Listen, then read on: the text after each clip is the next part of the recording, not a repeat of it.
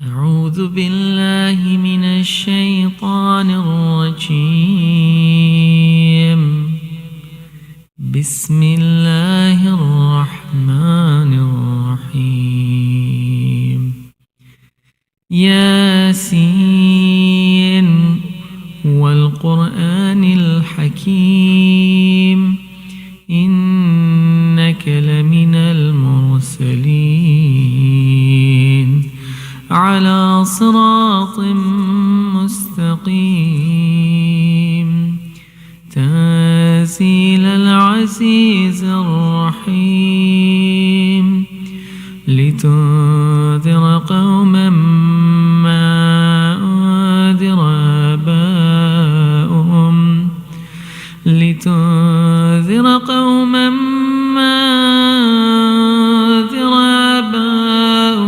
فهم غافلون. لقد حق القول على أكثرهم فهم لا يؤمنون. إنا جعلنا في أعناقهم مغلالا فهي إلى الأذقان فهم مقمحون. وجعلنا من بين أيديهم سدا ومن خلفهم سدا فأغشيناهم فهم لا يبصرون. وسواء عليهم أنذرتهم أم لم تنذرهم لا يؤمنون. إنما تنذر من اتبع الذكر وخشي الرحمن بالغيب فبشره بمغفرة وأجر كريم. إنا نحن نحيي الموتى ونكتب ما قدموا وآثارهم وكل شيء أحصيناه في إمام مبين. واضرب لهم مثلا أصحاب القرية إذ جاءها المرسلون إذ أرسلنا إليهم 2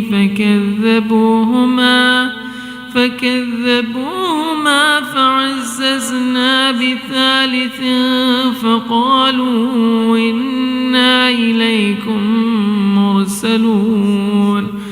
قالوا ما أنتم إلا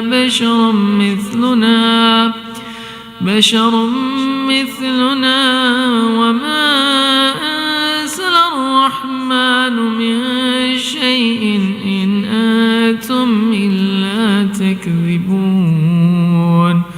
قالوا ربنا يعلم إنا إليكم لمرسلون وما علينا إلا البلاغ المبين. قالوا إنا تطيرنا بكم لئن لم تنتهوا لنرجمنكم وليمسنكم منا عذاب أليم. قالوا طائركم معكم أئن ذكرتم بل أنتم قوم مسرفون. وجاء من أقصى المدينة رجل يسعى قال يا قوم اتبعوا المرسلين اتبعوا من لا يسألكم أجرا وهم مهتدون. وما لي لا أعبد الذي فطرني وإليه ترجعون. أتخذ من دونه آلهة إن يردني الرحمن بضر لا تغن شفاعتهم شيئا ولا ينقذون إني إذا لفي ضلال مبين إني آمنت بربكم فاسمعون قيل ادخل الجنة قال يا ليت قومي يعلمون بما غفر لي ربي وجعلني من المكرمين وما أنزلنا على قومه من بعده من جند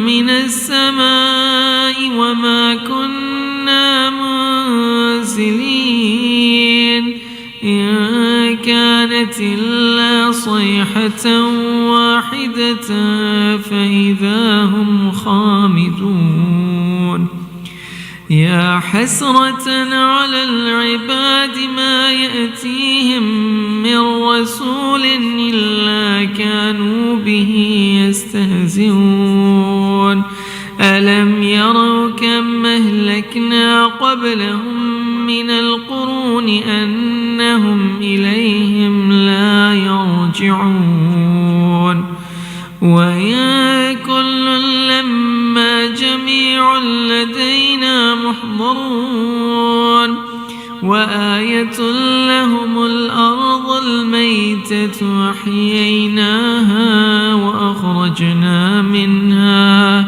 وأخرجنا منها حبا فمنه يأكلون وجعلنا فيها جنات من نخيل وأعناب وفجرنا فيها من العيون ليأكلوا من ثمره وما عملت أيديهم أفلا يشكرون سبحان الذي خلق الأزواج كلها مما تنبت الأرض ومن أنفسهم ومما لا يعلمون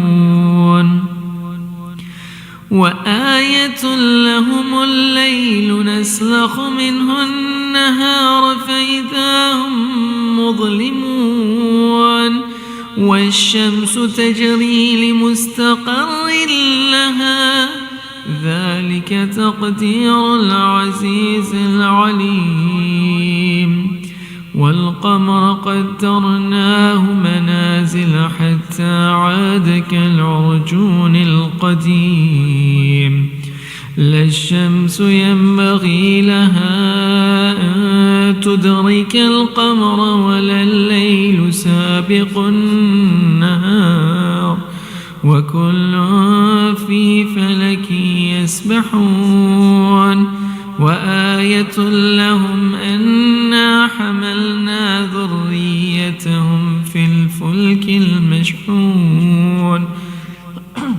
وخلقنا لهم من مثله ما يركبون وإن نشأ نغرقهم فلا صريخ لهم ولا هم ينقذون إلا رحمة منا ومتاعا إلى حين وإذا قيل لهم اتقوا ما بين أيديكم وما خلفكم لعلكم ترحمون وما تأتيهم من آية من آيات ربهم إلا كانوا عنها معرضين وإذا قيل لهم أنفقوا مما رزقكم الله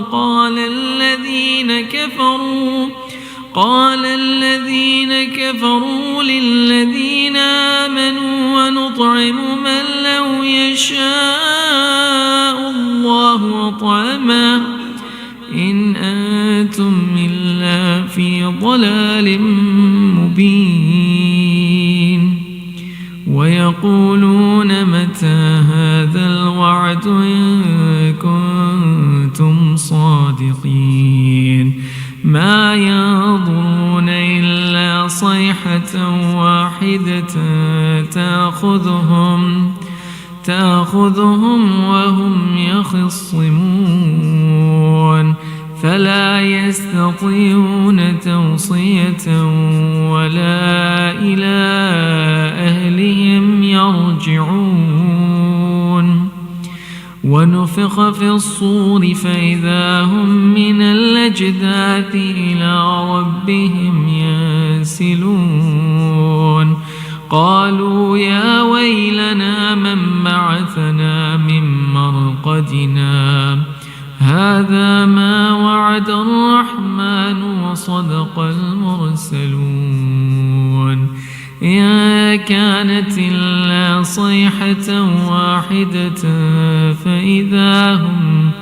فإذا هم جميع لدينا محضرون فاليوم لا تظلم نفس شيئا ولا تجزون إلا ما كنتم تعملون إن أصحاب الجنة اليوم في شغل فاكهون هم وأزواجهم في ظلال على الأرائك متكئون لهم فيها فاكهة ولهم ما يدعون سلام قولا من رب رحيم وامتازوا اليوم أيها المجرمون ألم أعهد إليكم يا بني آدم ألا تعبدوا الشيطان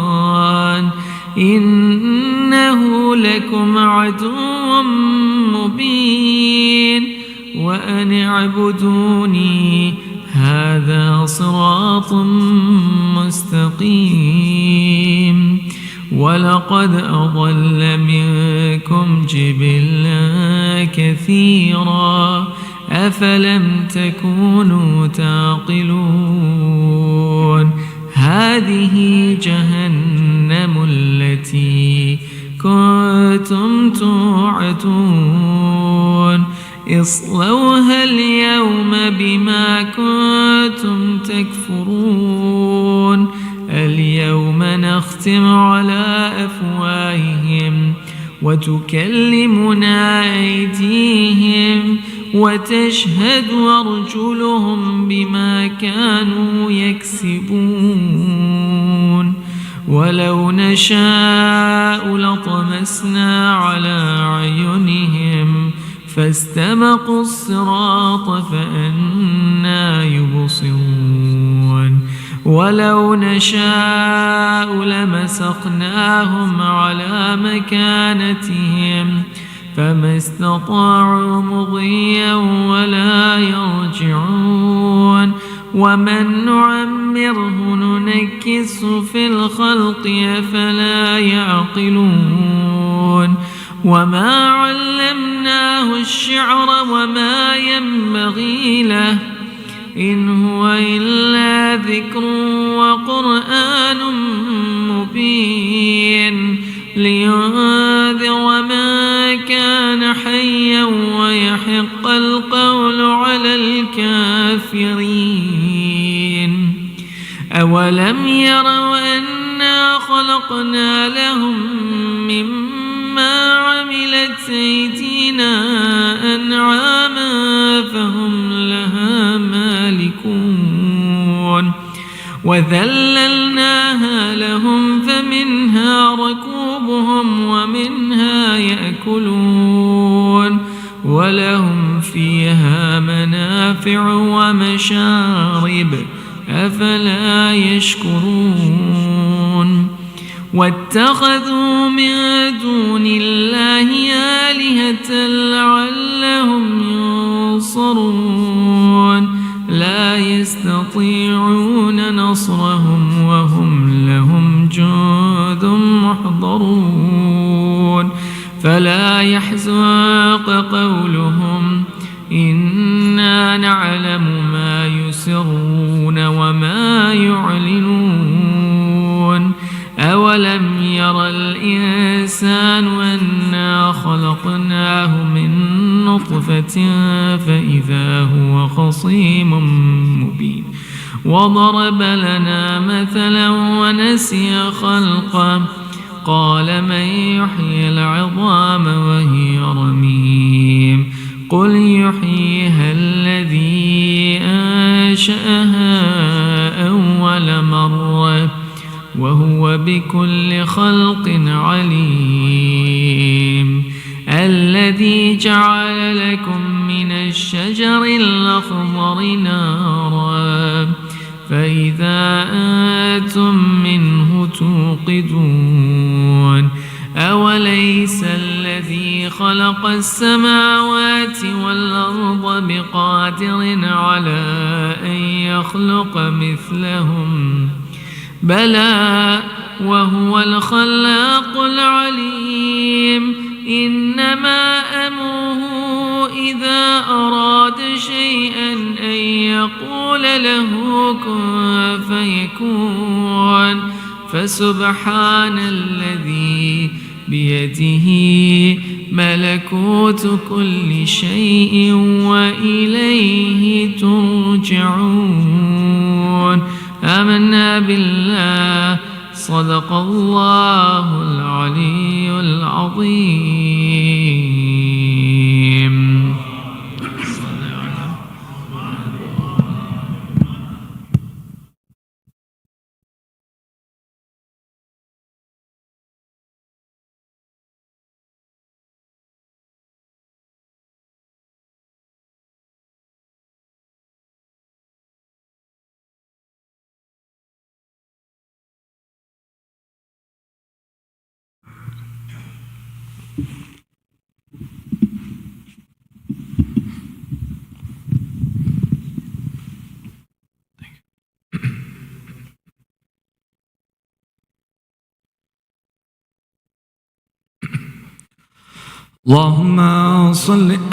اللهم صل على محمد وآل محمد. اللهم صل على محمد وآل محمد. بسم الله الرحمن الرحيم. اللهم إني أسألك برحمتك التي وسعت كل شيء وبقوتك التي قهرت بها كل شيء وخضع لها كل شيء وذل لها كل شيء وبجبروتك التي غلبت بها كل شيء وبعزتك التي لا يقوم لها شيء وبعظمتك التي ملأت كل شيء وبسلطانك الذي على كل شيء وبوجهك الباقي بعد فناء كل شيء وبأسمائك التي ملأت أركان كل شيء وبعلمك الذي أحاط بكل شيء وبنور وجهك الذي أضاء له كل شيء. يا نور يا قدوس يا أول الأولين ويا آخر الآخرين. اللهم اغفر لي الذنوب التي تهتك العصام. اللهم اغفر لي الذنوب التي تنزل النقم. اللهم اغفر لي الذنوب التي تغير النعم. اللهم اغفر لي الذنوب التي تعبس الدعاء. اللهم اغفر لي الذنوب التي تقطع الرجاء. اللهم اغفر لي الذنوب التي تنزل البلاء. اللهم اغفر لي كل ذنب أذنبته وكل خطيئة أخطأتها. اللهم إني أتقرب إليك بذكرك وأستشفع بك إلى نفسك وأسألك بجودك أن تدنيني من قربك وأن توزعني شكرك وأن تلهمني ذكرك. اللهم إني أسألك سؤال خاضع متذلل خاشع أن تصامحني وترحمني وتجعلني بقسمك راضيا قانعا وفي جميع الأحوال متواضعا. اللهم وأسألك سؤال من اشتدت فاقته وأنزل بك عند الشدائد حاجته وعظم فيما عندك رغبته. اللهم أذم سلطانك وعلى مكانك وخفي مكرك وظهر أمرك وغلب قهرك وجرت قدرتك ولا يمكن الفرار من حكومتك. اللهم لا أجد لذنوبي غافرا ولا لقضائه ساطرا ولا لشيء من عملي القبيح بالحسن مبدلا غيرك. لا إله إلا أنت سبحانك وبحمدك ظلمت نفسي وتجرأت بجهلي وسكنت إلى قديم ذكرك لي ومنك علي. اللهم مولاي كم من قبيح سترته وكم من فاضهم من البلاء يقلته وكم من إثار وقيت وكم من مكروه دفعت وكم من ثناء جميل لست أهلا له نشرت. اللهم أذم بلائي وأفرت بي سوحاني وقسرت بي أعمالي وقادت بي أغلالي وحبسني النفع بعد أملي وقدنا الدنيا بغرورها ونفسي بجنايتها ومطاني. يا سيدي فأسألك بعزتك ألا يعجب عنك دعائي سوء عملي وفعالي ولا تفزحني بخفي ما اطلعت عليه من سري ولا تعاجلني بالعقوبة على ما عملت في خلواتي. من سوء فعلي وإساءتي ودوام تفريطي وجهالتي وكثرة شهواتي وغفلتي. وكن اللهم بعزتك لي في كل الأحوال رؤوفا، وعلي في جميع الأمور أتوفا.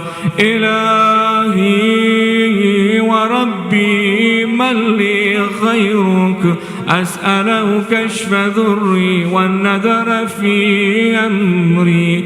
إلهي ومولاي أجريت علي حكما اتبعت فيه هوى نفسي، ولما ترث في من تزيين عدوي، فغرني بما أهوى واسعده على ذلك القضاء، فتجاوزت بما جرى علي من ذلك بعد حدودك، وخالفت بعض أوامرك، فلك الحمد علي في جميع ذلك، ولا حجة لي فيما جرى علي فيه قضاؤك، وألزمني حكمك وبلاؤك، وقد أتيتك يا إلهي بعد تقصيري وإسرافي على نفسي، معتذرا نادما منكسرا مستقيلا مستغفرا منيبا مقرا مدعنا معترفا، لا أجد مفرا مما كان مني ولا مفزعا أتوجه إليه في أمري غير قبولك عذري وإدخالك إياي في ساعة من رحمتك. اللهم فاقبل عذري وارحم شدة ضري، وفكني من الشد وفاقي. يا رب ارحم زعف بدني ورقة جلدي وذقة عظمي، يا من بدا خلقي وذكري وتربيتي وبري وتقضيتي، حبني لابتداء كرمك وسالف برك بي. يا إلهي وسيدي وربي، أتراك معذبي بنارك بعد التوحيد وبعد من توى عليه قلبي من معرفتك، ولهج به لساني من ذكرك، واعتقده ضميري من حبك، وبعد صدق اعترافي ودعائي خاضعا لربوبيتك. هيهات أنت أكرم من أن تزيع من ربيت، أو تبد من أدنيت، أو تشرد من آويت، أو تسلم إلى البلاء من كفيته ورحمت. وليت شعري يا سيدي وإلهي ومولاي أتسلط النار على وجوه خرت لعظمتك ساجدا، وعلى ألسن نطقت بتوحيدك صادقا وبشكرك مادحا، وعلى قلوب اعترفت بإلهيتك محققا، وعلى زمائر حوت من العلم بك حتى صارت خاشعة، وعلى جوارح رياسات الأوطان تعبدك طائعا، وأشارت باستغفارك مذعنا ما كذا الظن بك، ولا أخبرنا بفضلك أنك يا كريم يا ربي. وأنت تعلم زعفي عن قليل من بلاء الدنيا وعقوباتها وما يجري فيها من المكاره على أهلها، على أن ذلك بلاء ومكروه قليل مكثو يسير بقاؤه كثير مدته. فكيف اعتمالي لبلاء الآخرة وجليل الوقوع المكاره فيها، وهو بلاء تطول مدته ويدوم مقامه ولا يخفف عن أهله، لأنه لا يكون إلا عن غضبك وانتقامك وسخطك، وهذا ما لا تقوم له السماوات والأرض. يا سيدي فكيف لي وأنا عبدك الضعيف الذليل الحقير المسكين المستكين. يا إلهي وربي وسيدي ومولاي، لأي الأمور إليك أشكو ولما منها أضج وأبكي، لأليم العذاب وشدتي أم لطول البلاء ومدتي. فلئن سيرتني للعقوبات مع أعدائك وجمعت بيني وبين حل بلائك وفرقت بيني وبين حبائك وأوليائك، فحبني يا إلهي وسيدي ومولاي وربي. صبرت على عذابك فكيف أصبر على فراقك، وحبني يا إلهي. صبرت على حر نارك فكيف أصبر عن النذر إلى كرامتك، أم كيف أسكن في النار ورجاء عفوك. فبعزتك يا سيدي ومولاي أقسم صادقا لئن تركتني ناطقا لأزجن إليك بين أهلها زجيج الآملين، ولأصرخن إليك صراخ المستصرخين، ولأبكين عليك بكاء الفاقدين، ولأنادينك أين كنت يا ولي المؤمنين. يا غاية آمال العارفين، يا غياث المستغيثين، يا حبيب قلوب الصادقين، ويا إله العالمين.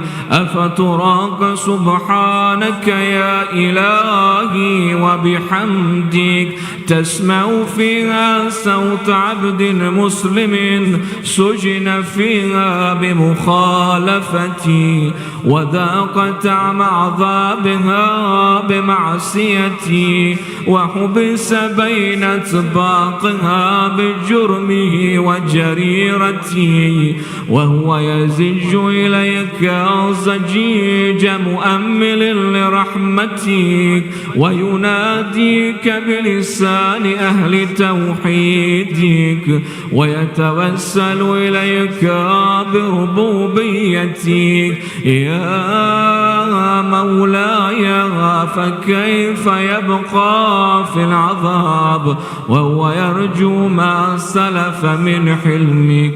أم كيف تؤلمه النار وهو يأمل فضلك ورحمتك؟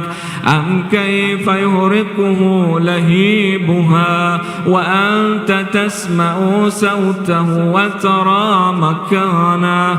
أم كيف يشتمل عليه زفيرها وأنت تعلم ضعفه؟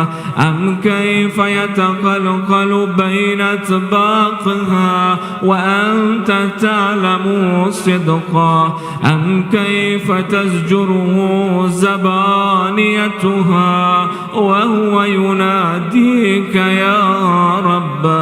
أم كيف يرجو فضلك في عتقه منها فتتركه فيها؟ هيهات ما ذلك الظن بك ولا المعروف من فضلك ولا مشبه لما عملت بالموحدين من برك وحصانك. فباليقين يكتو لولا ما حكمت به من تعذيب جاهدك وقضيت به من إخلاد معاندك لجعلت النار كلها بردا وسلاما وما كانت لأحد فيها مقرا ولا مقاما، لكنك تكدست أسماؤك أقسمت أن تملأها من الكافرين من الجنة والناس أجمعين، وأن تخلد فيها المعاندين، وأنت جل ثناؤك قلت مبتدئا وتتولت بالإنعام متكرما. أفمن كان مؤمنا كمن كان فاسقا لا يستوون. إلهي وسيدي فأسألك بالقدرة التي قدرتها وبالقضية التي أتمتها وحكمتها وغلبت من علي أجريتها أن تقبلي في هذه الليلة وفي هذه الساعة كل جرم أجرمت وكل ذنب أذنبت وكل خبي أسررت وكل جهل عملته كتمت وأعلنت أخفيته وأظهرت وكل سيئة أمرت بإثباتها الكرام الكاتبين الذين وكلتهم بحفظ ما يكون مني وجعلتهم شهودا علي مع جواره، وكنت أنت الرقيب علي من ورائهم والشاهد لما خفي عنهم، وبرحمتك أخفيت وبفضلك سترت، وأن توفر حظي من كل خير أنزلت أو إحصان فزلت أو بر نشرت أو رزق بسطت أو ذنب تغفره أو خطأ تستره. يا ربي يا ربي يا رب يا إلهي وسيدي ومولاي ومالك رقي يا من بيده ناصيتي يا عليما بضري ومسكنتي يا خبيرا بفقري وفاقتي يا ربي يا ربي يا رب أسألك بحقك وقدسك وعظم صفاتك وأسمائك أن تجعل أوقاتي في الليل والنهار بذكرك معمورا وبخدمتك موصولا وأعمالي عندك مقبولا حتى تكون أعمالي وأورادي كلها وردا واحدا وحالي في خدمتك سرمدا يا سيدي يا من عليه مؤولي يا من إليه شكوت أحوالي يا ربي يا ربي يا رب قو على خدمتك جواره واشدد على العظيمة جوانه وحبلي الجد في خشيتك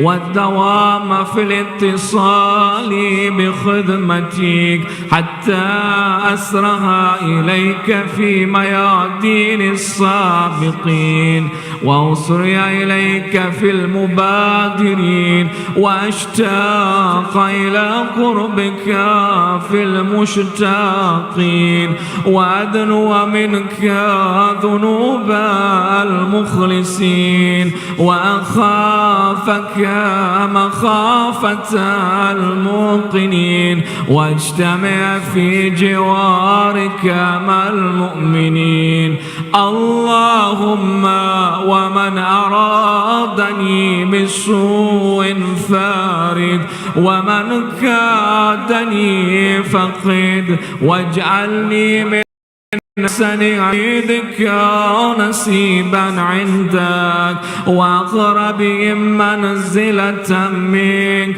وأخصهم زلفة لديك فإنه لا ينال ذلك إلا بفضلك وجد لي بجودك وعتف علي بمجدك واحفظني برحمتك وجل لساني بذكرك ليجا وقلبي بحبك متيما ومن علي بحسن إجابتك وأقلني أثرتي واغفر ذلتي فإنك قضيت على عبادك بعبادتك وأمرتهم بدعائك وذمنت لهم العجاب فإليك يا ربي نسبت وجهي وإليك يا ربي مددت يدي فبعزتك استجب لي دعائي وبلغني مناي ولا تقطع من فضلك رجائي واكفني شر الجن والإنس من أعدائي يا سريعا رضاه اغفر لمن لا يملك إلا الدعاء فإنك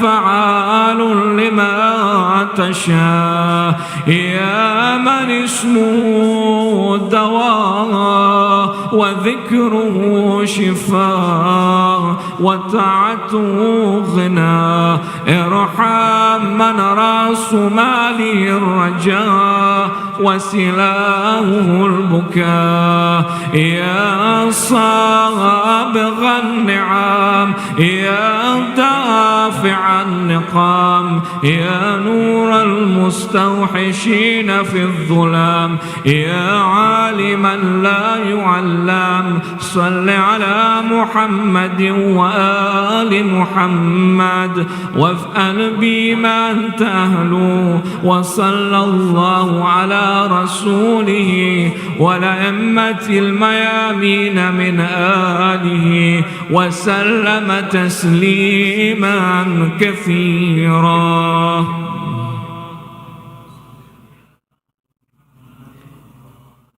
سورة الفاتحة.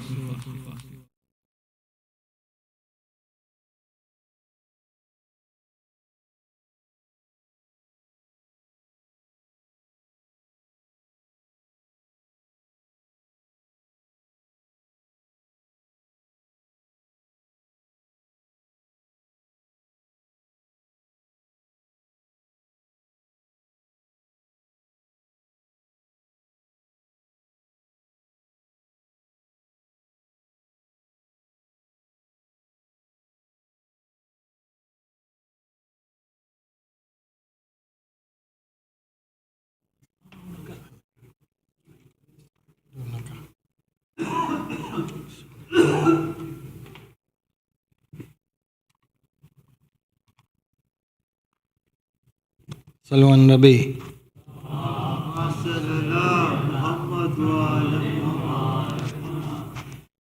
जब याद सकीना को तेरी आती है बाबा,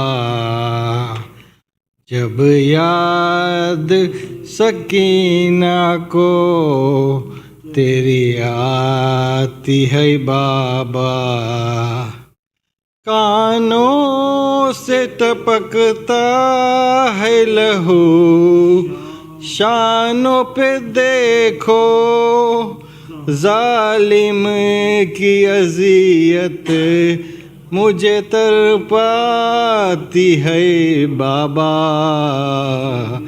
जब याद सकीना को तेरी आती है बाबा, मर जाऊंगी प्यासी न कभी मांगूंगी पानी, असगर की मुझे प्यास जो याद आती है बाबा,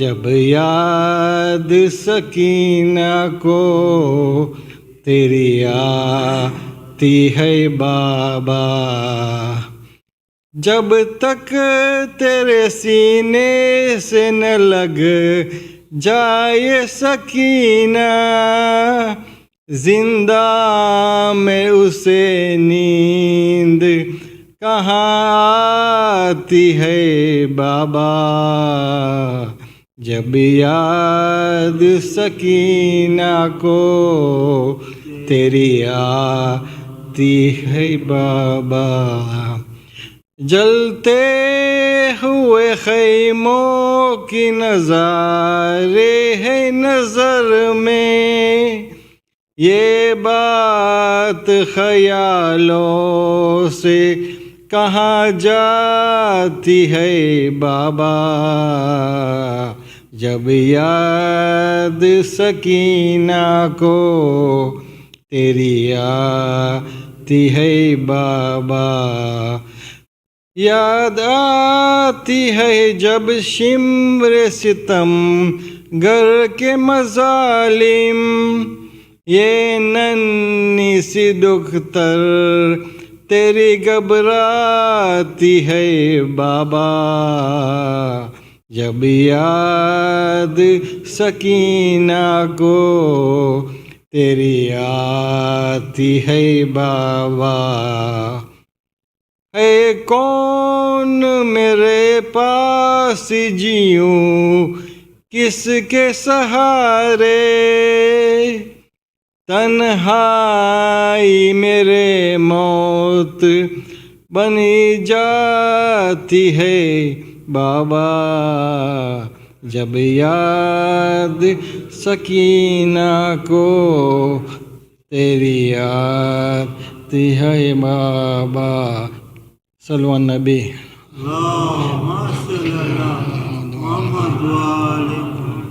सूरत मुबारकतुल फातिहा।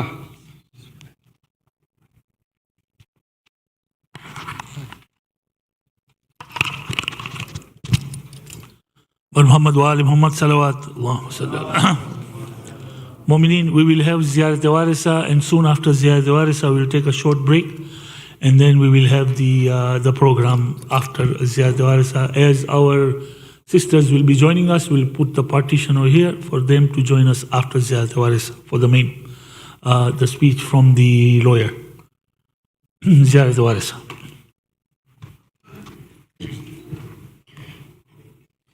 Bismillahirrahmanirrahim. Assalamu alayka ya waritha Adam sifwat Allah. Assalamu alayka ya waritha Nuhin Nabiyillah. Assalamu alayka ya waritha Ibrahim Khalilillah. Assalamu alayka ya waritha Musa Kalimillah. Assalamu alayka ya waritha Isa Ruhillah. Assalamu alayka ya waritha Muhammadin Habibillah. السلام عليك يا وارث أمير المؤمنين ولي الله. السلام عليك يا محمد المصطفى. السلام عليك يا ابن علي المرتضى. السلام عليك يا ابن فاطمة الزهراء. السلام عليك يا خديجة الكبرى. السلام عليك يا ثار الله وابن ثاره والوتر الموتور. أشهد أنك قد أقمت الصلاة وآتيت الزكاة وأمرت بالمعروف ونهيت عن المنكر وأطعت الله ورسوله حتى أتاك اليقين.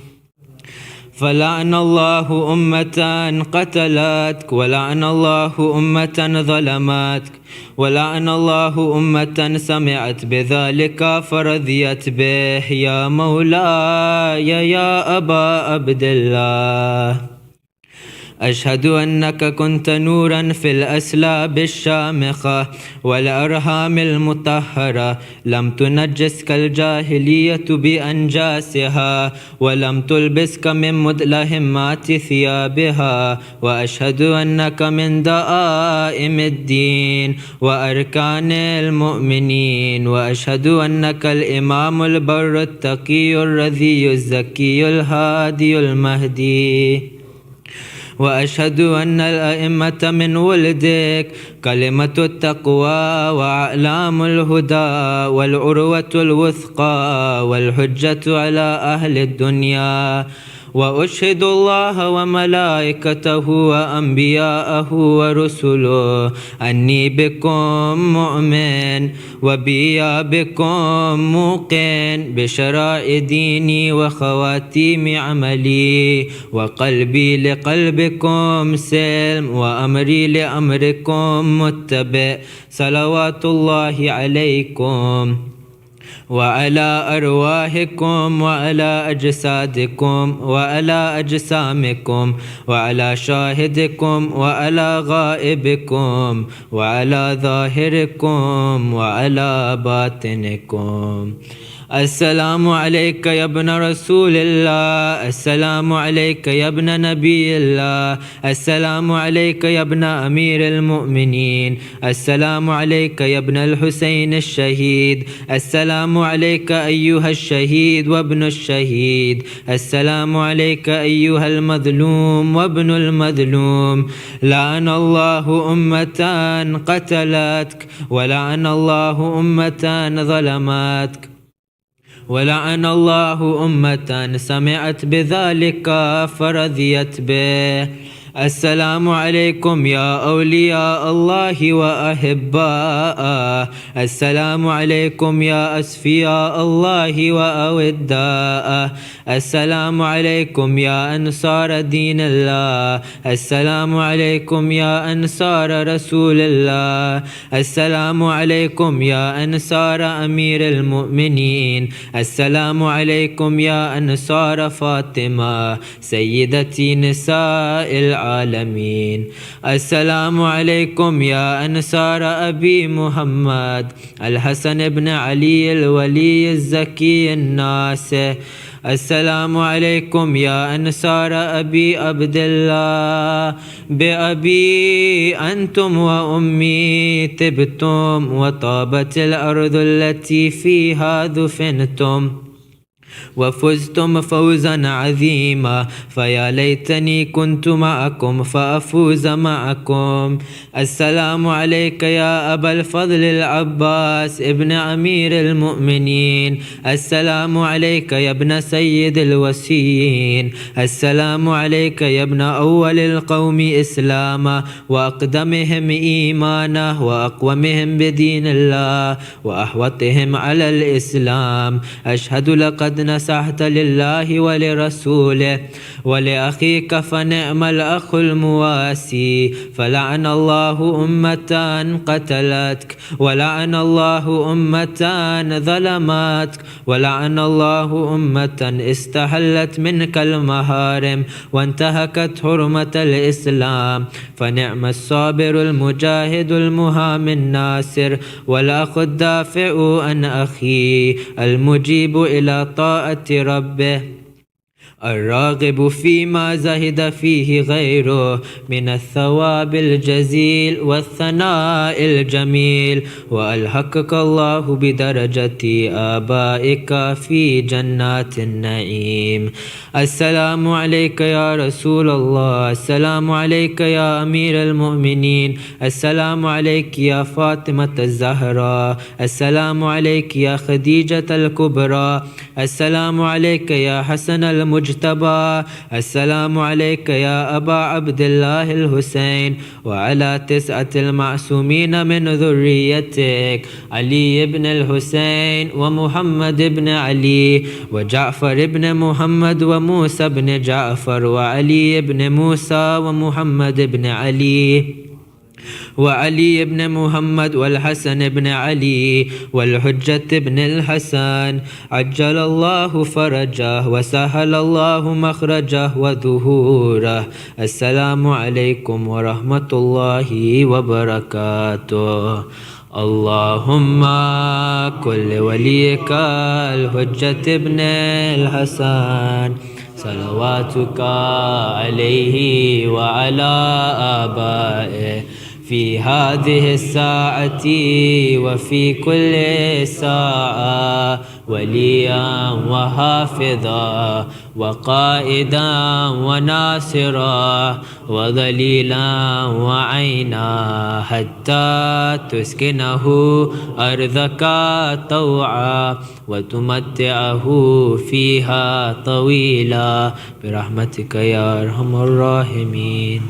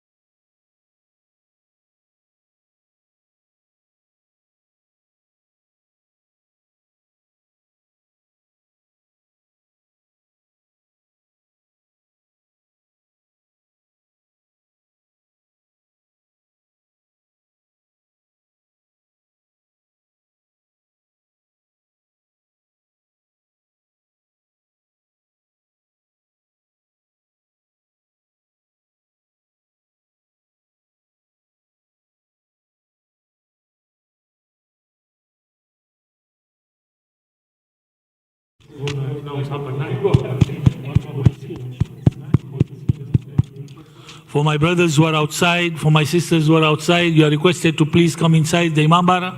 We are starting the program in 2 minutes. Muhammad wa ali Muhammad salawat. Allahumma salli. This guy, I don't know.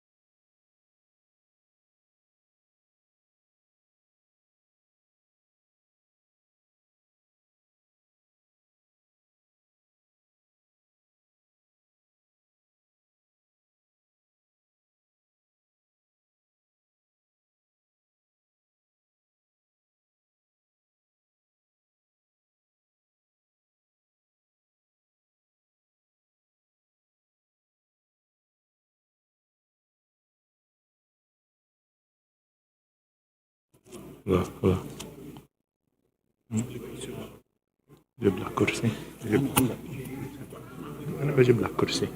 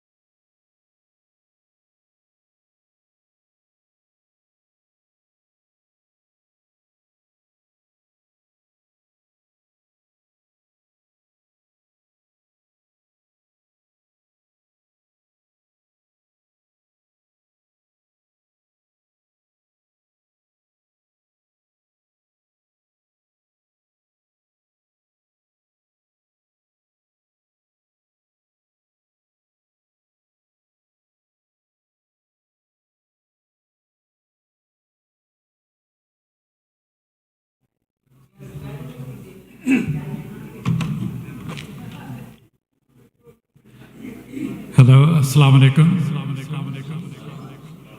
Yeah, just wanted to thank everybody for having us over here. And, many of you know me and I know you. My name is Shahzad Ahmed. I'm an attorney in Orlando. Can everybody hear? आवाज़ आ रही है पीछे तक? उर्दू किसको चाहिए?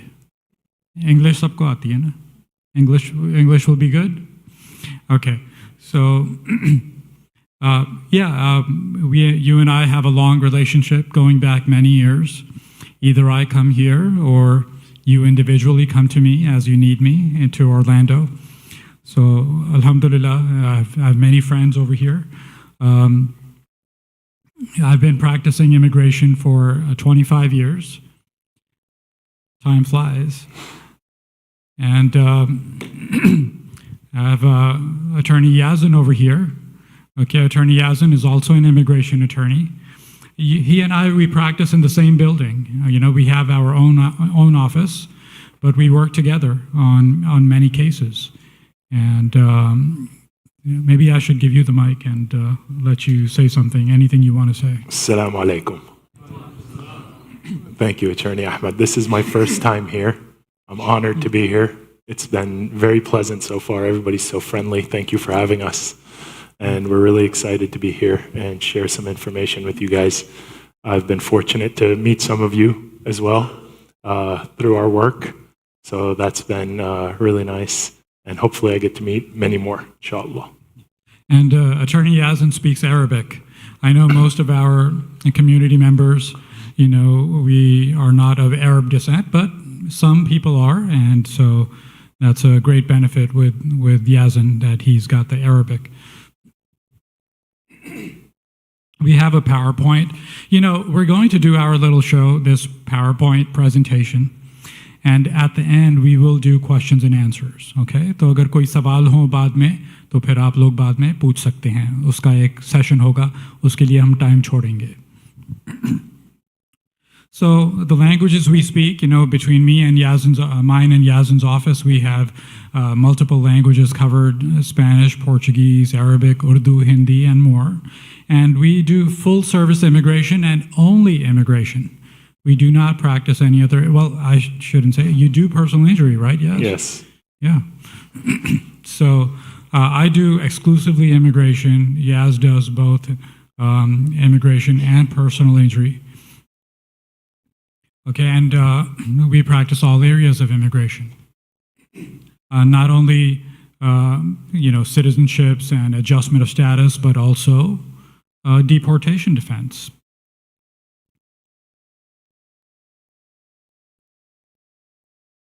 Okay, so now we have a short video that we want to show. We're going to see if the video works with the audio. So if we can, it's a short video, it's a news clip. If we can show that to you, then good. If not, then no worries. We'll move on without that.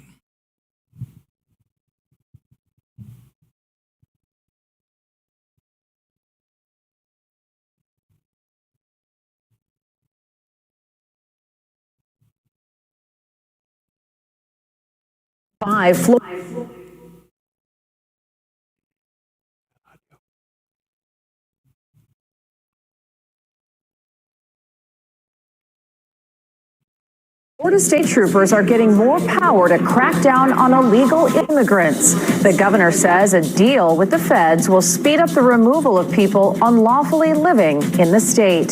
Thanks for joining us on this Friday. I'm Luann Sorrell. And I'm John Brown. Florida is one of the first states in the country to be a part of this agreement with ICE.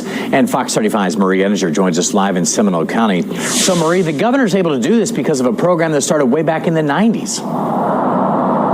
Yes, normally you would see the Florida Highway Patrol out here on the highways pulling people over, but now they'll have some new duties. The governor says that the state of Florida is entering into a partnership so that state troopers can actually help out federal law enforcement agencies in catching people here who are here illegally. The defend, and deport is the focus now of law enforcement nationwide. Governor Ron DeSantis says the Department of Homeland Security will be training troopers with the Florida Highway Patrol until they're approved by ICE to perform new immigration enforcement duties. Florida Highway Patrol has been proud to partner in these operations and also provide technical and operational assistance through the use of our drones, CIU, canine investigations, our aviation assets, and analytic support. The list of troopers' new powers under ICE's 287G program is pretty long.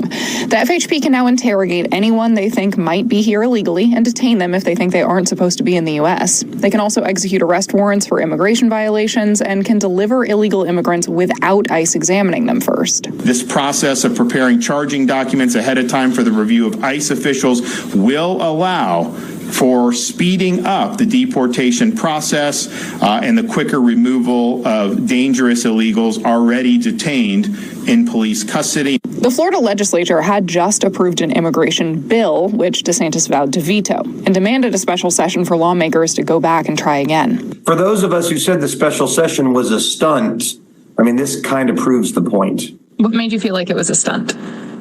Well, I didn't think it was necessary. Today showed it's not as though we have to wait for a bill to do good things. The governor says since the 287G program is just an agreement, not legislation, it does not require ramification from the legislature or state government. Now is the final time, final opportunity to end the illegal immigration crisis in this country once and for all.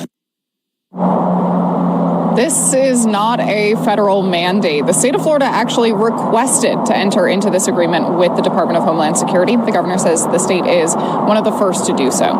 Live in Seminole County, Marie Edinger, Fox 35 News. Marie, thank you.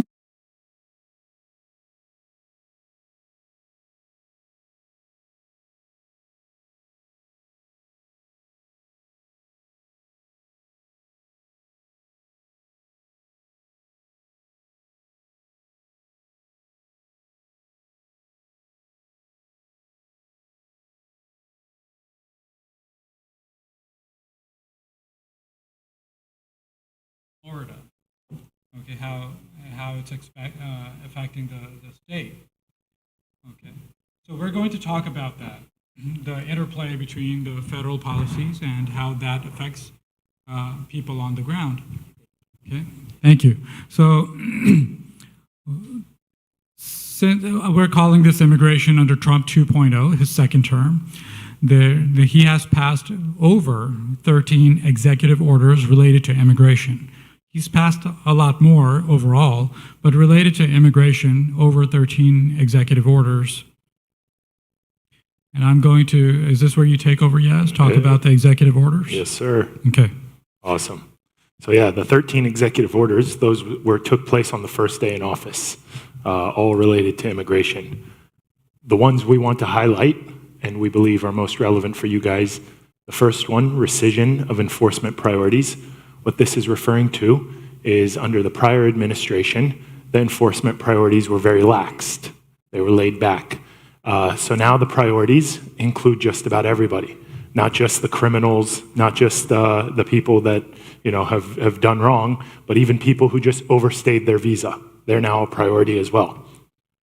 The second one has to do with birthright citizenship. This is a big one, right? We all know that the 14th Amendment, you have a child in the U.S., that child born on U.S. soil, automatically a U.S. citizen.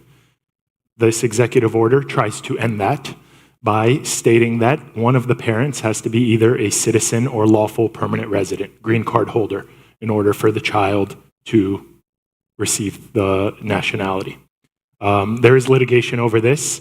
It has been enjoined and will likely go to the Supreme Court. The next one is catch and release.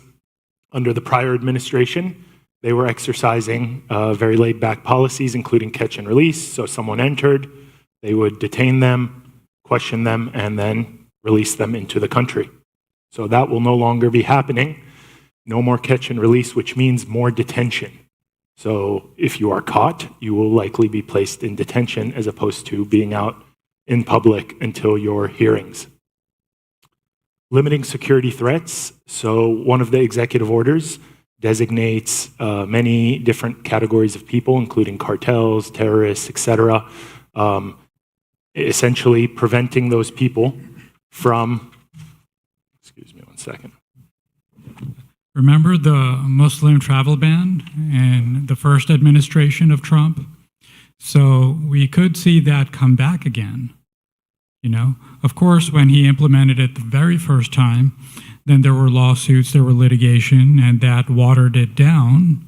But some aspects of it remained in effect. So that certain nationals of certain countries, which happened to be predominantly Muslim, you know, they were barred, and they had to go through extra security screenings, and they had to apply for waivers and things like that. So this program is under, right now, I believe, a 60-day review. And so you can expect that when that 60-day review is completed, then that travel ban could go into effect again. Yes. The next one, refusing asylum seekers at the border. So generally, the Immigration Nationality Act allows people to present themselves at a U.S. border to seek asylum. So that is shut down for now until future notice. And the refugee program has been suspended indefinitely, but the Department of State has been given the authority to allow refugees in on a case-by-case basis. You want to add anything to those?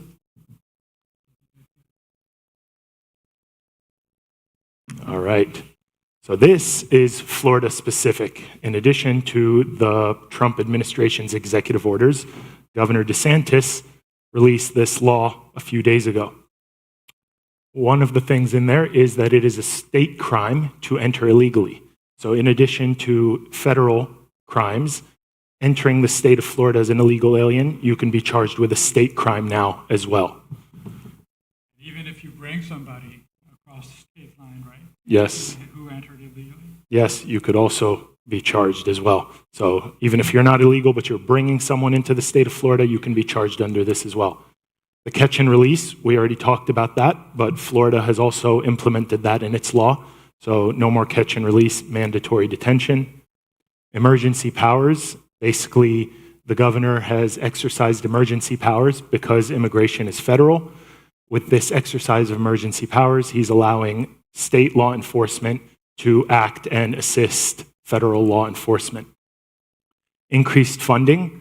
The state of Florida has given $250 million to the Federal Department of Law Enforcement to enforce these policies. Illegal alien transport program expanding. That has to do with getting illegal aliens out of the state of Florida, which the state of Florida has already been doing, but they're expanding that program. And tougher penalties. What does that mean?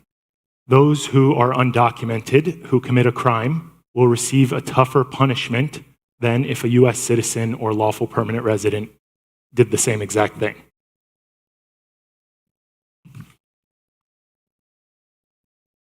My turn? Your turn. So we can expect stricter enforcement in the interior, okay? We know about the border issue, right? And we're going to talk about that a little bit. But there's also stricter enforcement happening in the interior. So what the federal government is doing is that they're trying to partner up with the local law enforcement to apprehend those people who are in illegal immigration status. And how do they do that? There is called something, Section 287G of the Immigration and Nationality Act, which I believe came from in the 1990s. Okay, so this section of the federal law, what it does is it allows the Department of Homeland Security or the federal government to contract with the local law enforcement officials to do their job. So basically, it's the police's job to, once to ask somebody for their immigration papers, and if they're here illegally, then they can be apprehended and placed into immigration custody to start deportation proceedings. Yeah. And that can especially happen if somebody is arrested and they're put in jail. And as part of the booking process, they can be asked questions about their immigration status. And guess what? That could trigger removal proceedings. Okay. Also, one important thing, let's do a quick know your rights thing, okay? There's a lot you're seeing on TV where ICE is coming to people's homes or to their workplace, right? And so how do you handle that? Just a quick summary that if there's a knock on the door and you have an ICE agent and they want to come in, what do you say? You say, no, thank you, right?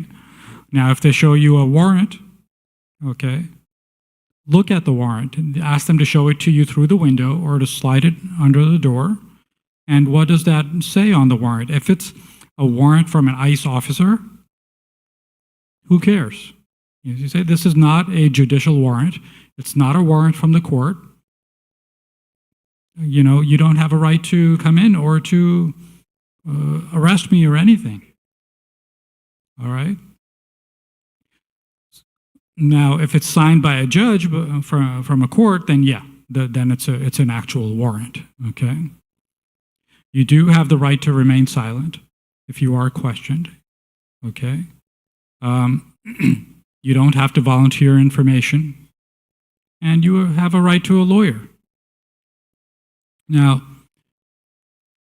there are some things you cannot do, right? Of course, do not resist. Let's say they don't have an actual warrant and you told them this is not a real warrant, but they proceed to enter your home anyway and search you or to arrest you.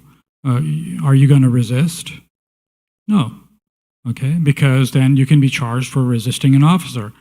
All right?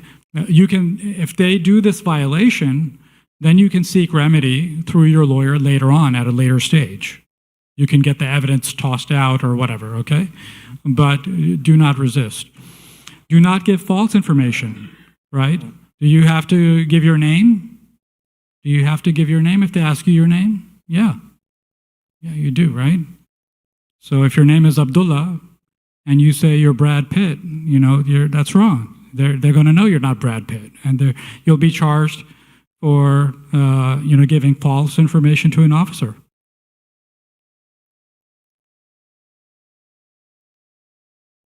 So that's just a brief summary of handling ICE. Now, what about at the border? This is going to be, I know, a hot topic because a lot of us do travel, right? Where do we travel to? Iran, right? Saudi. Okay. Maybe Syria, Iraq, right? And so our concern is, on the way back, what happens? What happens? Well, when you're entering the U.S., you're in one of three categories, right? Either you're a U.S. citizen, or you're a permanent resident, or you're on a non-immigrant visa, maybe a visit visa or a work visa like H-1B or something like that, right? So let's start with the first category. The first category is U.S. citizen. Do you have the right to enter the U.S.? Yes. They cannot prevent you from entering the U.S. You prove you're a citizen, show your passport, right? Now, what if you're a lawful permanent resident, a green card holder? Do you have a right to enter the U.S.? Qualified, yes, right? So if you're a lawful permanent resident, can you give a false name or a false passport or something? No, right? But you pretty much have a right. However, you are subject to certain grounds of inadmissibility, right? So if you have a criminal conviction, right, you still have a right to enter, okay? But they'll send you home. By home, I mean in Sanford, not in Tanzania, okay? So they'll send you home over here. They're going to keep your green card, and they'll send you a hearing date with an immigration judge, right? But you have a right to enter. Okay. Now, what about the non-immigrant visas? Those who have a visit visa or, non-immigrant work visa or something? You can be refused admission. You can be refused entry, right? So you want to give the proper name there, proper reasons, and no false information. Okay. Interesting thing. They, for security purposes, they can, they may want to see certain things. They can inspect you. For example, they may want to see what's in your laptop. They may want to see your phone, what's in the emails, what's in your text messages, right? And so that's something to think about, that if they do that screening, what are they going to see? Take a look. What's in your text messages? What's Social in your emails? media. Social media, right? Thank you. So be careful about that. And so a lot of times, these things, they lead to, they open up a can of worms. And they raise issues of, security and stuff like that. You may not have anything bad in there, but sometimes you're talking to somebody in your messages and, that person may be associated with somebody, or they just, the customs may make a false connection. So, you're doing something innocent, but just something to think about. Okay, TPS. TPS, Temporary Protected Status. So TPS is a designation given to nationals of certain country as temporary protection in the United States. The best way to think about this is, let's say you're a Lebanese national, for example, and you're here on a student visa, you're doing your studies, and war breaks out in Lebanon, which is exactly what happened, and that's why Lebanon was designated for TPS fairly recently. So this is not a complete list. You can find a complete list online. Put up the countries that I feel are most relevant to our community. So currently, TPS is active for Afghanistan, Burma, Cameroon, Lebanon, Somalia, Sudan, South Sudan, Syria, Yemen. Recently, Venezuela was discontinued. So if someone has TPS through Venezuelan nationality, that will be over in either April or September, depending on when they obtained it. The other ones, however, have not been touched up until this point, but something to keep an eye on. I believe the 2023 designation. Yes.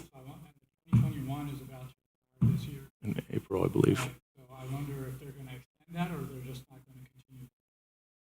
So that means people who were here 2021 and before, they may be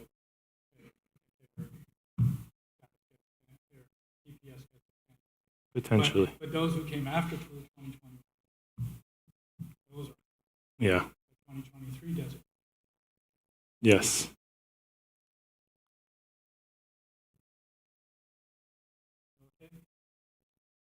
Visas.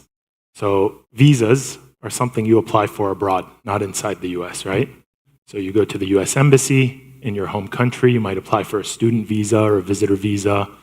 You remember the extreme vetting that happened in 2016 to 2020? We went through something called extreme vetting. We anticipate that will be coming back. Essentially, what that's going to mean is more visa denials and also potentially putting people in a delay. So I believe we had the DS 53, 35 it was. So basically this was extra work that had to be done for certain visa applicants. They had to go through this extreme vetting where they had to answer more questions and wait longer. So we expect that this will happen. More security screenings as well. So that could happen at the visa stage while you're applying, which means delays. It could also happen as you're entering. So just because you got the visa, that doesn't guarantee you entry into the US. The visa is just the first step. When you come and present yourself at the US border, you go through further security screenings and could potentially be denied entry at that point as well. So 2 times, at the time of applying for the visa and at the time of attempting to use the visa to enter.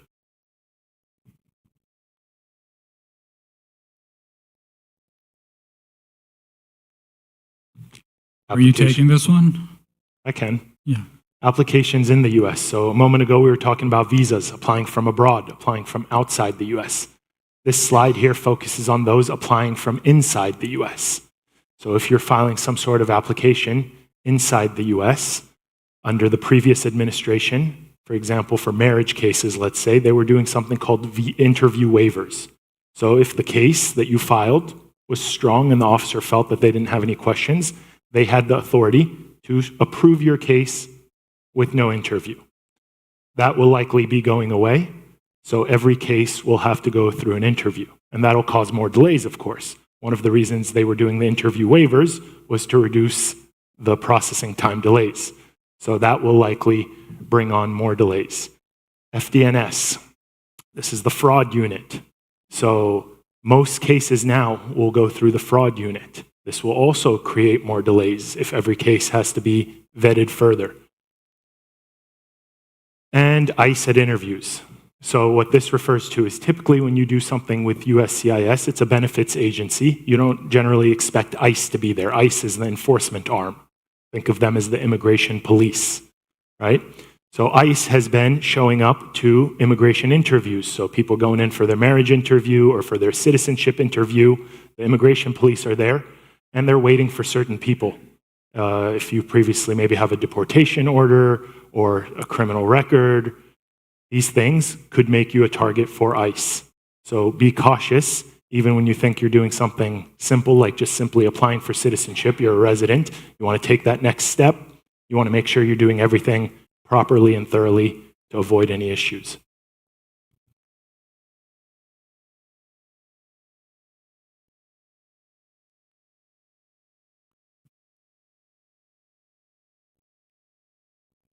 All right. This is a continuation of the previous slides. Applications filed in the U.S. So NTA, what does that mean? That stands for Notice to Appear. The Notice to Appear is essentially a charging document. Just like in the criminal world, we have a charging document where you get charged with whatever crimes you've committed. This is an immigration charging document where you get charged with either entering illegally or the like. What this has to do with is when you file an application in the United States, let's say that application is denied for whatever reason, doesn't matter. USCIS has the ability to issue an NTA. So if your application is denied for a reason, they issue an NTA. Now all of a sudden you find yourself in deportation proceedings in removal court.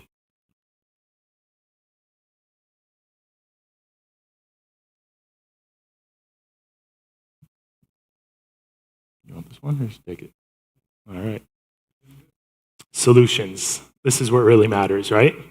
We want solutions. So it's very important now more than ever to be thorough in what you do. Whatever you file, make sure it's complete, make sure it's properly reviewed. Obviously, it's best to have counsel. Make sure you're doing it the right way. You want to be prepared. If you know you have an interview coming up, it's a good idea to sit with counsel, go over the types of questions that they are likely to ask you, and know what to say and what not to say at an interview. It's also a good idea to be represented, especially with ICE showing up at USCIS. You don't want to go alone. And knowing your rights, that's very important. As Attorney Ahmed mentioned earlier, different places have different rights. So if you're in your home, certain set of rights apply. If you're in your vehicle on public roads, certain rules apply. If you're at an airport or a public place, certain rules apply. So it's important to know your rights in all of these locations so that you can best protect yourselves and your families. You know, a few days ago, I had a consultation where a 52-year-old Indian male, he comes in for a consultation about his case with me. And with him was his wife. She's a white American citizen, 28 years old. And they told me that they just had their immigration interview, their marriage interview at U.S. Immigration Office 2 days ago, and that it was a disaster. And they were in there, they were interrogated for 5 hours, okay? And they were questioned separately by 2 different officers, and they really threatened the American citizen wife that she's going to be put in jail. They made her sign a confession in order to let her go, and so on. And I said, did you have an attorney with you? And they said, no, we didn't. And I said, yeah, I mean, you know, when you have certain differences, cultural, age differences, I mean, you're entitled to marry whoever you want. That's okay, but, you know, the immigration service, they have certain fraud triggers, that they look for. So you have to be prepared, and coming to Yaz's point. And by contrast, I went to a citizenship interview with a client. He's in his, I think, 70s, right? And he had been denied citizenship 3 times before because of his extensive travels abroad. He didn't have enough time in the U.S. So when we went to, and I was prepared, and I prepared my client for this. We had done our calculation, and when we went to the immigration office, the officer was ready to deny him again. A 4th time. You had 235 days outside of the U.S. In 2022, I believe it was. 2020 or 2021. And I said, no, but we're applying under the 3-year rule, not the 5-year rule, because he's married to a U.S. citizen. So when you look at the last 3 years, the 235-day absence falls outside of the statutory period. And she said, oh, okay. And then she approved it on the spot, So, like you said, be prepared, be represented. These things can make a difference.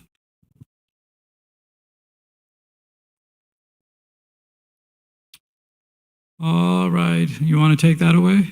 Or is it me? Is you? It doesn't matter. Go ahead. Maintaining lawful immigration status is very important. So when you have a family member coming to visit you, whatever it may be, you want to ensure that that person maintains lawful status in the U.S. Because even if they entered illegally, if they allow their status to lapse, that could cause problems. So there's different ways to ensure that a person remains here legally. One way is to simply extend the current status that you're in. So if you entered as a visitor, for example, and you were granted 6 months, you can seek an additional 6-month extension without having to depart the United States. Another example is changing status. You can request to change your status inside the United States without having to depart. An example, you enter as a visitor, and as your time period gets close to ending, maybe you decide you want to enroll in school, you want to enroll in university, take some classes, maybe even some English courses. You can do so. And that would allow you to stay in the U.S. lawfully. Another option on there is reinstatement of status. So some people find themselves, they fall out of status without ever realizing it. One example of this is now, back in the day, they used to stamp the passport mostly, right? And it would tell you the date you entered, date you had to depart. Now they do a digital I-94, so they don't always stamp the passports. And a lot of people assume that they've been granted the maximum amount of time. So a visitor comes in, they just assume they were granted 6 months to stay in the U.S. That's not always the case. A customs agent, customs officer can give you less. They can give you 1 week, 1 month. So reinstatement of status for those who find themselves that they fell out of status at some point, maybe through no fault of their own, there are ways to request that you be placed back in the lawful status. So that is another option as well. So, Brother Riaz, how much time do we have left? Because I want to make sure we get to the questions and answers also. Okay, so we'll speed it up a little bit then. Yeah. Good thing I asked. Yeah. So why do we want to maintain lawful immigration status? Because number one, once you depart the U.S., you want to be able to come back, right? You don't want to be barred. The other is that in order for you to adjust your status to a lawful permanent resident, meaning to get your green card here in the U.S., you are required to maintain lawful immigration status. So that's why you want to maintain. Okay? Generally, in order to do that, you have to be maintaining status on the day that you file your application for adjustment of status. There are some exceptions, okay? And sometimes, the applicant gets late. So they fall out of status and then they file a late adjustment of status application.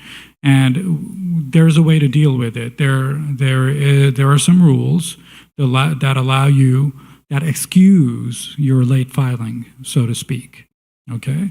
So if you've fallen out of status, you have to talk to an immigration attorney about dealing with the late filings. Okay, yes, this is yours, remedying delay. So what if the Immigration Service delays your case? You've got your citizenship application pending for, year and a half, 2 years, or your green card application pending, and, nothing's happening with it. Or what if the Immigration Service makes the wrong decision? Believe it or not, that can happen. They can make the wrong decision, and they do that a lot. So how do you challenge that? There's many different ways to deal with that. One of those ways is through attorney follow-ups. We have the ability to reach out to different agencies and follow up on cases, try to find out why they're delayed. Another option is lawsuits. So we have the ability to file a federal lawsuit against these agencies when they're unreasonably delaying cases. And in these situations, a judge will come in and give the agency a deadline to respond. Okay. So what can happen if you fall out of immigration status, or if you're convicted of a crime, you can be placed in removal proceedings, right? You do have rights. You have a right to hearing with an immigration judge. If there's no direct putting you on the plane to Tanzania. It doesn't work like that. So even if you've fallen out of immigration status, there is a process that you are owed. Okay, you have a right to a hearing with an immigration judge. You have a right to a lawyer. If you are in detention, you can apply for a bond with an immigration judge. There is a process that plays out.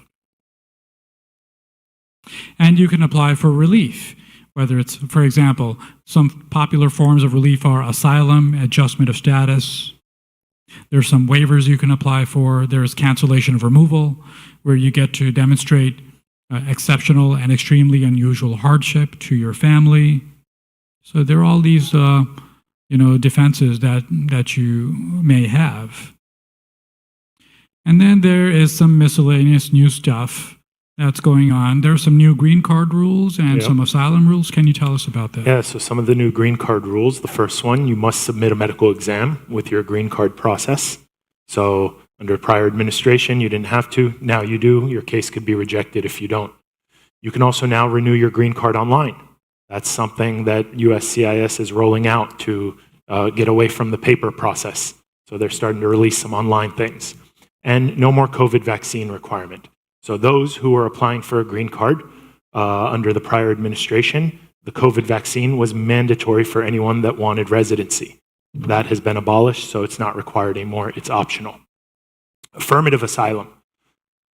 Last in, first out, what does this mean? So this is something that happened in the prior Trump administration. Basically what this is those who come in and file an asylum application are being called in for interviews fairly quickly, while those who have already filed and been waiting for years are continue to waiting, and the people that file recently are being placed in interview quicker. Yeah, I think what the government's concern was that many people were filing asylum applications solely to get an employment authorization document. And they would have their EAD, a document, for a number of years and no asylum interview. And many of them did not have meritorious claims for asylum. So I think that what they're trying to do is to get the procedure back in order, where the interview will be scheduled timely.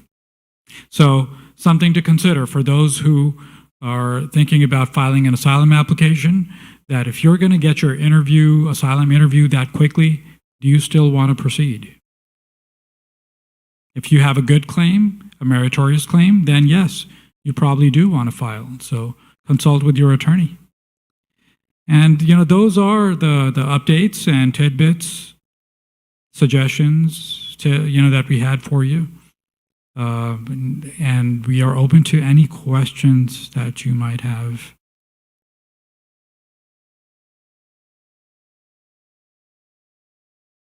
Any questions, anybody?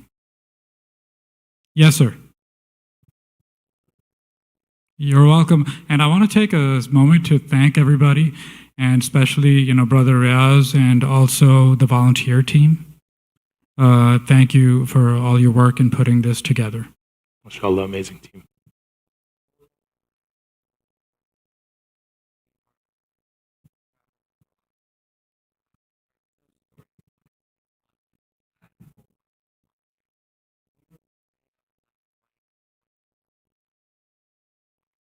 May I take it? So generally speaking, you should not stay outside the US for 6 months or more on a single trip, right? However, if you exceed 1 year, there's a rebuttable presumption that you've abandoned your residency. So if you exceed 1 year and you try to enter, the presumption is you've abandoned your residency. You've neglected your green card, essentially. And you have to try to overcome that. You can present medical documents, etc., to show how it was out of your control, for example. If it's under 1 year, generally, it's not an issue. Over 1 year, be ready for heavy questioning. Anything to add? Yeah, the U.S. Customs has a problem when you're absent for more than a year. Now, the question is, what do you do if you've been absent for more than a year, right? It depends on the circumstances, all right? You would talk to your attorney.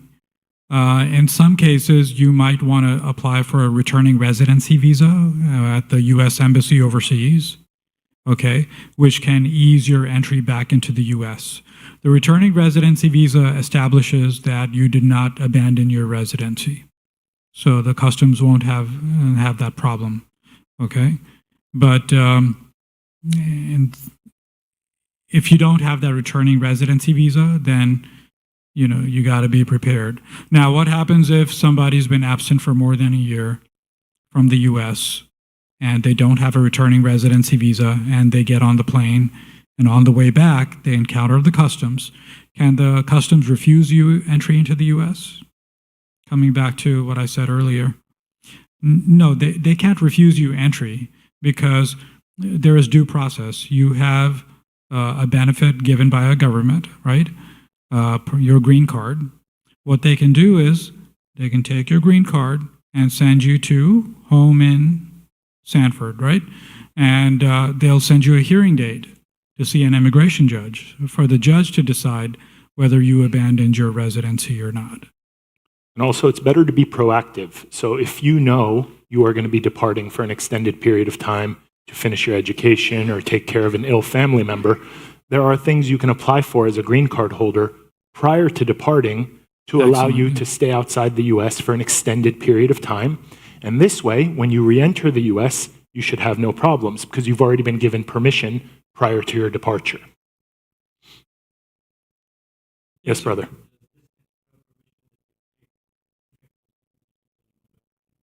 It does, yes. So the rules for citizenship are different. So this protects your green card essentially so that it doesn't get taken away from you when you try to re-enter. The citizenship rules require that you spend a certain amount of time inside the US to be eligible for that benefit. Yeah, let's talk about the citizenship that you brought up. If you're absent from the US for 6 months continuously, then that restarts the 5-year clock on your permanent residency that you need in order to qualify for naturalization, right? So the general rule for citizenship is that in order to qualify, you have to be continuously residing in the US for 5 years. Now, that does not mean you have to be in the US every day of the 5 years, but what it means is that you cannot be absent for 6 months continuously during any time during the 5 years. So if you're absent for 6 months continuously during that 5-year period, then guess what? The 5-year clock that you need for citizenship, that restarts all over, unless if you can establish that you did not intend to abandon. You prove that you maintained your ties here in the U.S. while you were overseas. So it becomes tricky. You don't want to be absent for 6 months because, as a permanent resident, because it delays your citizenship. Or at least potentially could, We haven't heard from the sisters. Usually the sisters, mashallah, have a lot of questions. Mm-hmm. Yeah, I can give a mic.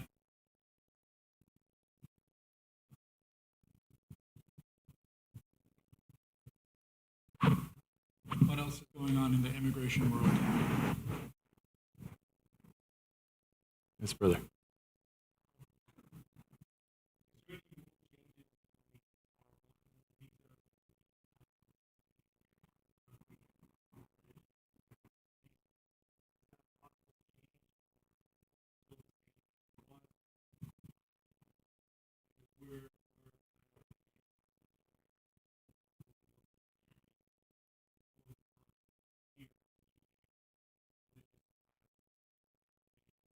Mm-hmm.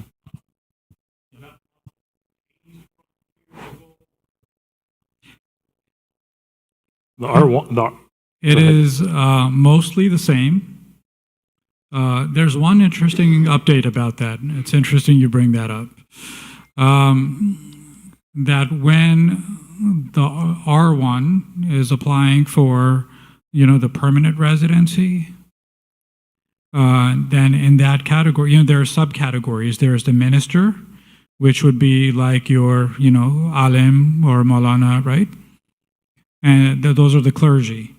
And then under that, there are the professional workers, like teachers.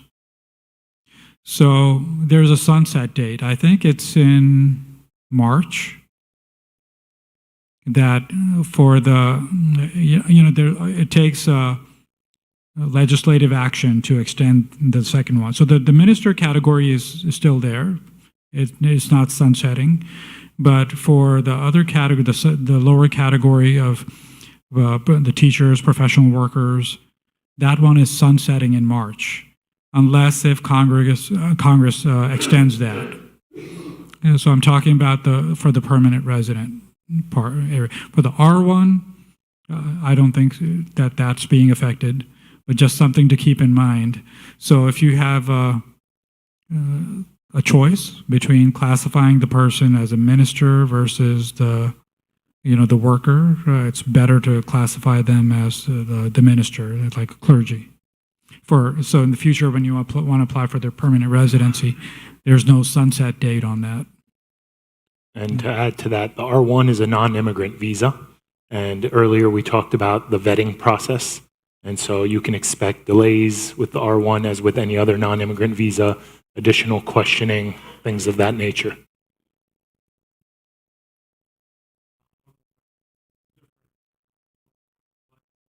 A lot of members in our community travel to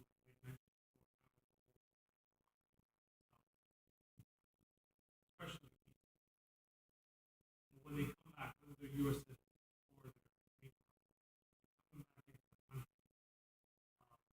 or there has been an uptick in the amount of questions that they go through. Before it was just like, okay, done here. Now they're asking, who are you with there? Since when have you noticed that? Well, from what I've heard from different state communities, but from New York and different parts, when they're coming in, this is in the last maybe 2 years. Okay. That I've heard. But what I want is clear, maybe 2 minutes, 3 minutes thing to the community, kind of explain if they do get it. What can they answer and what can they hold back and say, hey, this is not the right question. Just a quick sort of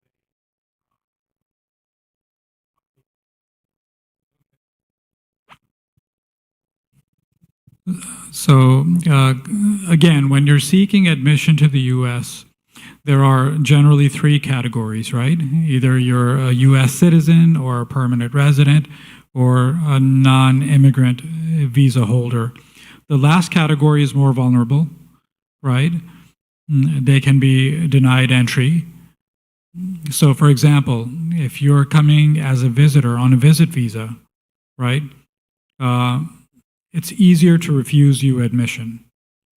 The U.S. Customs officer typically asks, what is the purpose of your visit, right? And then, so that's just like the initial question.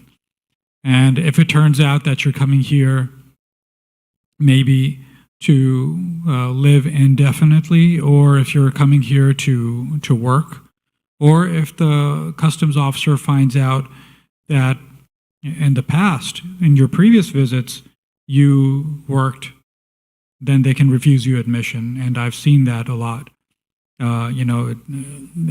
People don't think anything of it, that they might be here, they're working, they're babysitting for a family or friends, and they're making some money, and they tell it to the customs officer, and the customs officer is not good with that, right?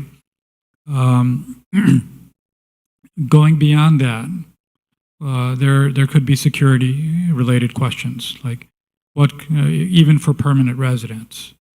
What country have you visited, right? And who did you meet over there? Okay, those are immigration-related questions. I guess because there's a security, issue, there's a concern that I can understand. Those are immigration-related. What if they ask you about your faith? What if they, What if they ask you about your faith? You read my mind. So, what if they ask you about, your religion? What mosque did you visit, or where do you go pray? Your worship and things like that. That is off limits. You don't have to answer those questions, right? As a permanent resident, as a U.S. citizen, that's my personal matter, officer, and I don't want to discuss that. That's fine. Going beyond that, let's say the officer is giving you a hard time. Let's say I want to inspect your cell phone. Okay, give me a password. Okay. Now you're kind of thinking, should I give my cell phone to the officer or not? Right? Because if I don't, and they're gonna hold me up in secondary inspection forever. So should I just give it to them? But the government. The thing is that the Fourth Amendment protects you against unreasonable searches and seizures in your homes and your effects, but at the border you have less rights. Okay. And also, you don't want to be held up forever at secondary inspection. So one thing you can do, and this is your decision, by the way, you can refuse to give you. I said, I'm not giving my cell phone. Okay, I don't want you to inspect it. I'm not giving you my passcode. Or if you want, what you can do is, okay, I'll give it to you, but I want, officer, I want your name and your badge number, your ID number. Okay, so that way you have some accountability. Okay, you're not losing full control. You have some accountability, and they know that you have accountability, that they have accountability. So those are things you can do. Great suggestion. Yeah. Yeah, definitely. Always ask any officer, even a police officer. I always like to get their name, their ID number, just because that lets them know that you're paying attention, you're aware of what's going on, and now you know their name, their identity. And so they're going to be more cautious how they treat you, how they act, because ultimately you can report them after the incident. Mm-hmm. Yeah.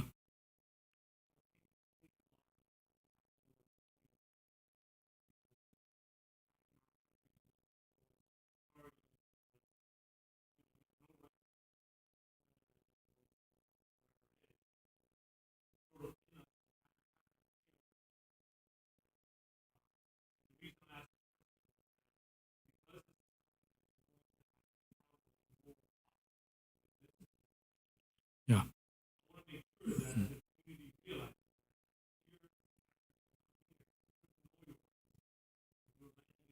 Mm-hmm. Mm-hmm. You do. Mm-hmm. Correct. Most of us do it before. Yeah. Yeah. That's an excellent point. Excellent question, because it does happen a lot, even with U.S. citizens. And you don't have to answer questions like that about, your faith or what your worship is and things like that. A lot of us feel, we're good people. We have nothing to hide, so it's not a big deal. Let me give my cell phone, But something simple like a text message or a social media post, and all of a sudden it opens up a door to more questions.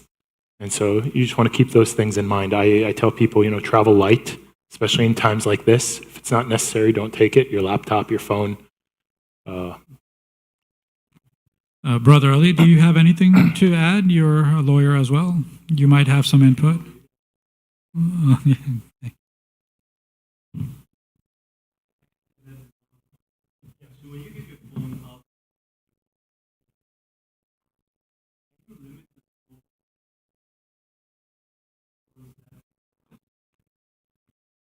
Oh, you mean like you can inspect certain messages on the phone or certain things on the phone? I don't think so, because once you give them that with the they have it. You know, they've got your passcode. They're going to look at whatever they want. And how are you going to enforce it, really? There's no mechanism. There's no accountability at the border.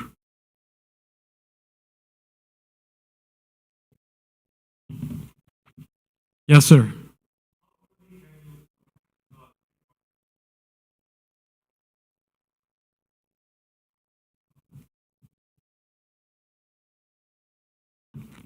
So how soon you can start to renew your green card? So the green card is about to expire and you need to renew it, right? As attorney Yazin mentioned that nowadays you can file the renewal online. And when you do that, you know, the USCIS system spits out a receipt right back saying that your green card is automatically extended for how long? 4 years, is it? 2 years or 4 years? Something like that? 2 years for a green card. So right now they're doing an automatic extension of 2 years. And that receipt, giving you that automatic extension, serves like a green card. So you can use that along with your expired green card to travel. You can file for the renewal 6 months prior to the expiration of your card. But that's not to be confused with removal of conditions. I've seen this happen many times. So there is something called a conditional green card, and that is different than a permanent green card, in that the conditional green card is valid for 2 years, while a permanent green card is valid for 10 years. So I just wanted to clarify, don't mix up renewing a green card with the removal of conditions process. They're two different things. We have sister with a question.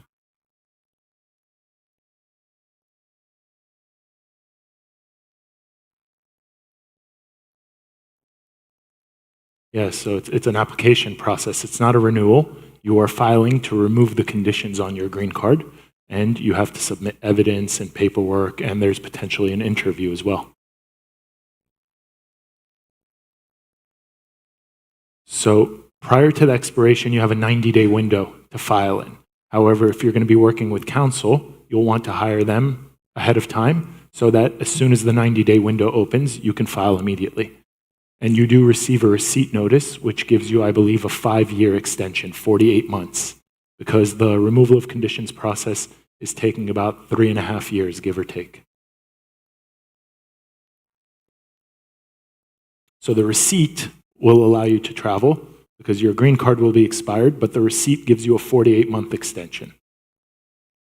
You're welcome.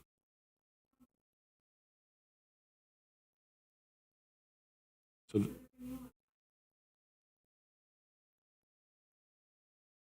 751. You're welcome.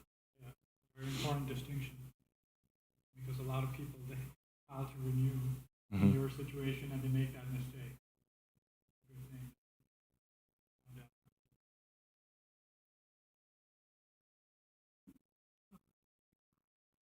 Alhamdulillah. Thank you guys. Appreciate you. Thank you. It's such a pleasure. Assalamu alaikum. Wa alaikum assalam.